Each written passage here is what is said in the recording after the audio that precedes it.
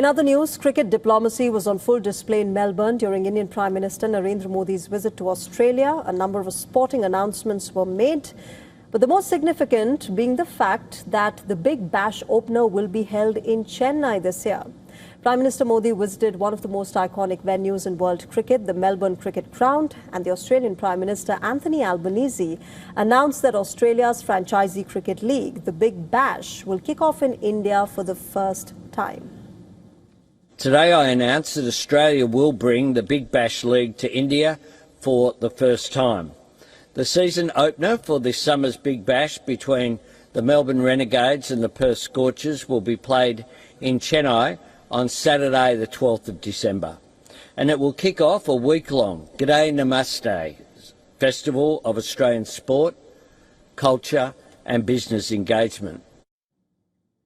Now remember, this comes at a time when the premier Australian T20 League is facing severe losses. Cricket Australia reported a net deficit of 11.3 million Australian dollars for 2024-25 season. And this is despite the lucrative Border-Gavaskar Test series against India. India, as we all know, is the biggest cricket audience on earth, and Cricket Australia wants to attract Indian investors ahead of privatisation. CA is midway through opening up BBL franchisees to private ownership and existing IPL owners, and Indian investors are seen as the most likely buyers. Bringing the BBL to India will also help the tournament compete with other franchisee leagues like the SA20, which has, remember, been reducing the BBL's commercial competitiveness. The two prime ministers were also accompanied by Victoria Premier Jacinta Allen, former ODI World Cup winning Australia men's captain Steve Waugh, and the former Australia women's captain Lisa Steleka. A roadmap to strengthen bilateral cooperation in sports was established. It identifies areas of collaboration as both countries prepare for a decade of major international sporting events.